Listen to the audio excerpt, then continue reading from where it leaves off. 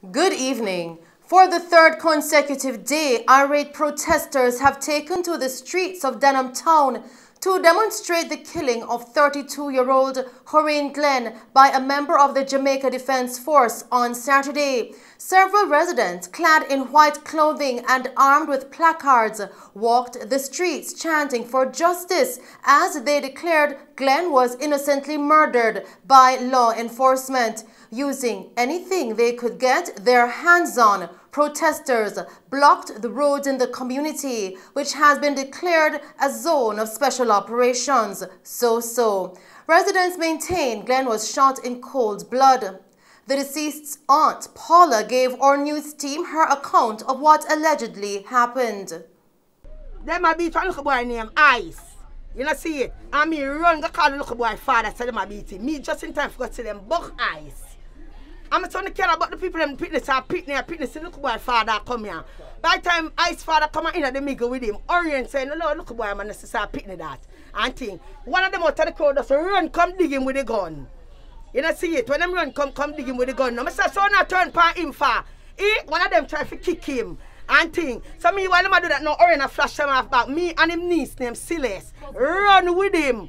Come up here so. So we reach at the gate so now Orient stop at the gate. Slam the gate, and so allow me alone and lock the gate and come in now. To my yard now, looking at my yard now. From the gate to right, so it's where them dead. You can run from so far, in my yard, you can walk and go through my business shop and go back through the lane. You have ample time to do that. This man now run from none of them. Me come in and I say, my brother, you know, leave him alone, no, lick him this, that. The man, the soldier man, take the gun and shoot me away. You know, see it, I want him shoot me now. There go Aaron and say, our boss, and him just lean him up on my sister's house and just start to shoot him up so. And I saw me run out and stand up on my shop now. I want me start this and I hear the last shot. I saw me running back and see the man on the ground, lifeless, with him young mother over him. You know, see it? Them say I can't go and this man in our earth a fly, miss. This man in our earth a fly and just party. My mother have problem with him only for coming in for lock the gate because in that party. You know, see, this man not hurt nobody. Innocent man. If him was bad man and them something, nobody another time for this, so with this. Glenn's 12-year-old son's mother, Shanice Jones, said the incident has left the family, especially her son, traumatized after witnessing his father being fatally shot. As I hear the gunshot, them I'm fly my door. I'm see him on the ground, I start ball out. And the soldier over him with the gun and look up on me and my son and still a shoot him. He now move down on him, still a shoot him. But me run down to him and start to hold him. I don't know what the soldier done. I know Orient and no madman. So Orient now hold him no gun and nothing. Orient and no bad man and nothing. The whole place know. So Orient and earth a fly. I drink, Orient a drink, party everything, clothes, dress up everything. So I don't know why you want to take away an innocent man in front of him. Son, never have the heart and look up straight for we now. And still a kill a lifeless man now moving now. Me I tell you, I say, the video dead you know. We not serve and protect with none at all, you know. We the civilian them, we afraid of you know, we fear you know. Because we deal with it like animal. Because after a dead dog, we not deal with it on the ground, so we could not shoot him 5 times. We do a high power rifle. I say, God, I just had the family and I pray. Because the soldier didn't know what him do to me and my son. Yeah, I'm traumatized because him see him father and him father get shot, so I'm half traumatized. He's the best father. He might not have no whole heap of money now, this and that, but me I tell you, love for everything, are the best father of that. Best father of that, man. I give him Grammy for that. Anyway, you want to see one fish and not eat it, see my wife. Anyway, they cook time, cook for people, he might bring him food, come give him son. He might share it, anybody has send. But give blue this. One resident accused some soldiers of abusing their power and killing an innocent man. My name is DJ Fryer. I'm a selector in the community. See that youth there?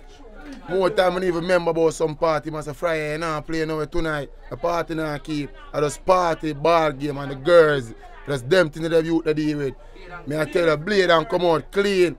It's shocking if you know say them kill a youth like that and I say the man I try to take out them gun. Them youth that have sense, you know, do them thing there. This a chestnut lane, you know, strikers, you know.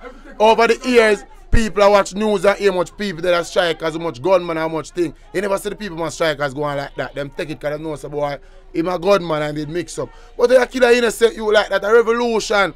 You see right now people they are cry same way. It hurt brother.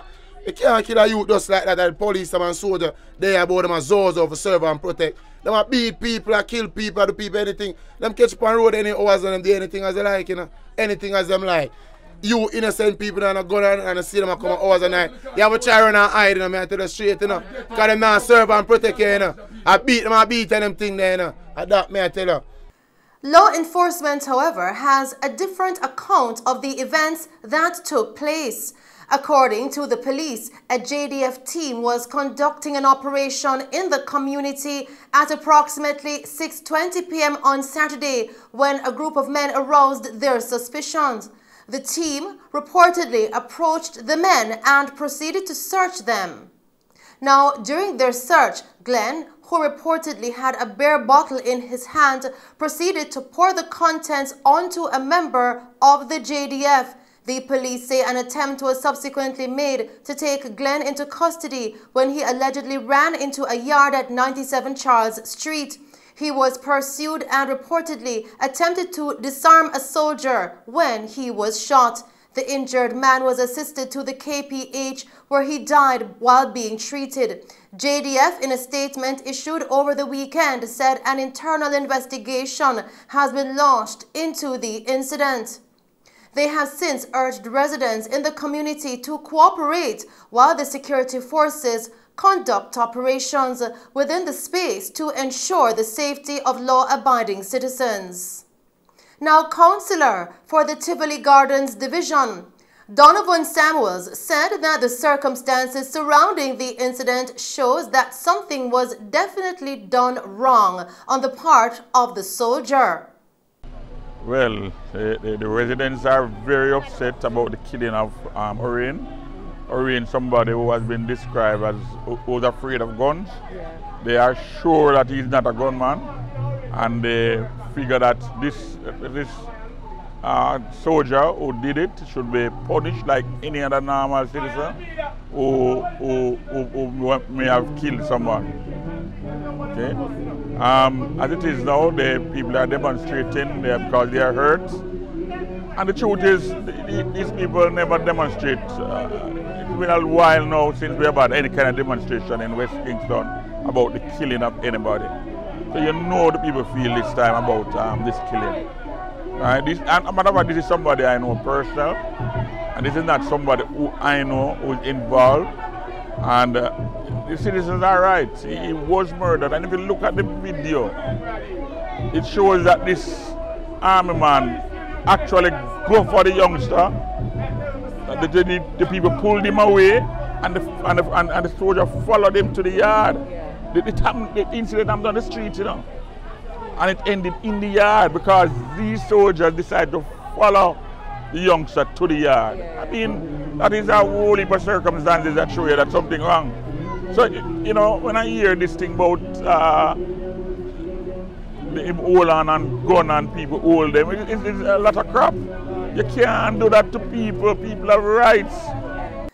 Meanwhile, later in the day, the residents took their protest to the JDF's Up Park Camp headquarters on Camp Road to seek justice for Glenn's death. The police were seen ensuring order. At one point, residents were told to stand on the opposite side of the road leading to the camp, and they complied. The residents remained at the location in anticipation of hearing from a representative from the base. However, up to news time, there was no further report of a meeting between the residents and the JDF. We will bring you more on this story in subsequent newscasts. In other news tonight, 34-year-old Dwayne Brown of Saturn Avenue, Harbourview, St. Andrew has been missing since Sunday, April 10. He is of dark complexion, slim build, and is approximately 5 feet 9 inches tall. He has an ankh tattoo. Reports from the Harbourview police coming into our news center tonight are that Brown was last seen at approximately 3 p.m. in 7 Miles Bull Bay in the parish. He was wearing a black t-shirt, black jeans, and yellow sneakers. He has not been heard from since. Anyone knowing the whereabouts of Dwayne Brown is being asked to contact the Harborview Police at 876-928-6001, Police Emergency 119, or the nearest police station. Continuing with the news tonight, police in St. James seized one Glock 9mm pistol with a magazine containing 4 9mm cartridges during an operation on Comet Drive, Bogue Heights, in the parish yesterday. Reports coming into our news center are that at approximately 2:45 p.m., the team was conducting operations in the area when an abandoned building was searched. The weapon and ammunition were found beneath a sheet of zinc in a multicolored sock. No arrest was made in connection with the find. Investigations are ongoing. Still making Mello TV news, jury trials are to resume for the Easter term of the Circuit Court beginning on April 20. This comes against the background of a reduction in the country's COVID-19 infection rates and the revocation of measures under the Disaster Risk Management Act. Director of Client Services, Communications and Information at the Court Administration Division, Mrs. Kadish Fletcher, said jurors are encouraged to wear their masks. Although the mask-wearing order in enclosed spaces under the Public Health Act ended on April 15, we are highly recommending that jurors and court users keep their masks on in the courts for added protection because it is difficult to maintain physical distancing in all our jury boxes. Mrs. Fletcher also said the participation of jurors is critical to ensure that trials by jury can proceed before the courts and are disposed of within a timely manner. I would also like to remind members of the public who have been summoned for jury duty that this is their civic duty and it is an opportunity to play their part in our system of justice. Additionally, failure to show up for jury duty can result in a fine not exceeding $10,000. The Court Administration Division has moved to expedite the payment process for jurors. To this extent, we have shifted from checks to direct deposit. Therefore, once jurors have submitted their banking information after the completion of the trial and their claims are processed, they will receive their payment electronically via direct deposit.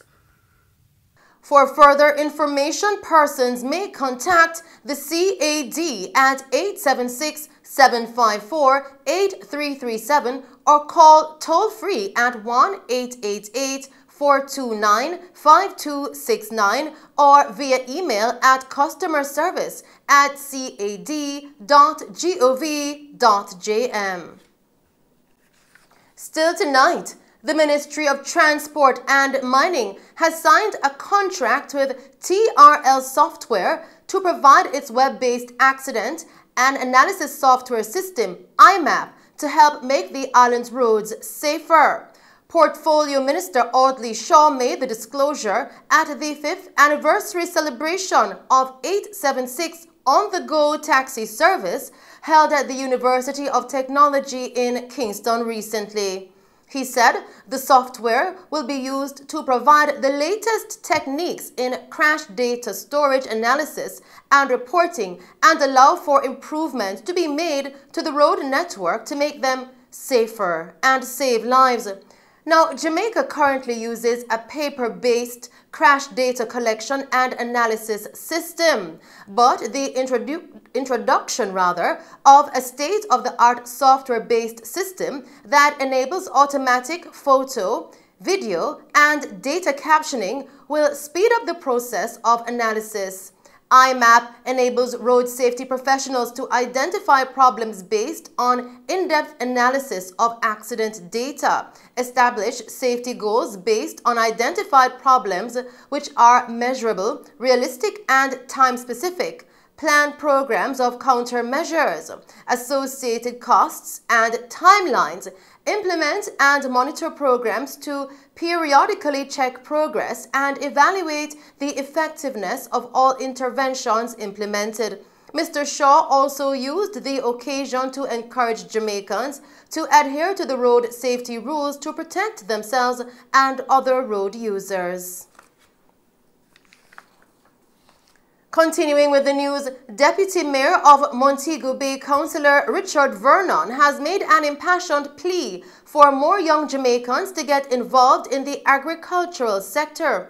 Addressing the opening ceremony of the Montpelier Agricultural and Industrial Show at the Montpelier Showground yesterday, Councillor Vernon said young Jamaicans over the years have not been interested in agriculture, resulting in the farmers all growing old at once. My issue here, however, is that the world is poised to start the fourth revolution, but too many of our farming communities are stuck in the second revolution. Therefore, agriculture becomes unattractive to our younger generation, driving youths away from the practice, which places the future of agriculture in limbo. Over the years, we have seen a large percentage of our farmers growing old, retiring, or even giving up agriculture. And there is very little interest in the younger generation to continue the legacy. Youths, you need to play a greater role in the sector.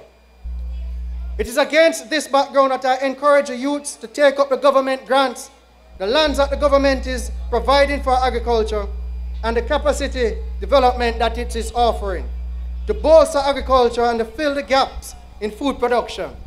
For agriculture to be sustainable, youths must be fully engaged, not because they can't find jobs, but because they take it as a primary business. Money is in it. It is a profession, and it will make our economy thrive. Councillor Vernon said that the youth need to play a greater role in the sector.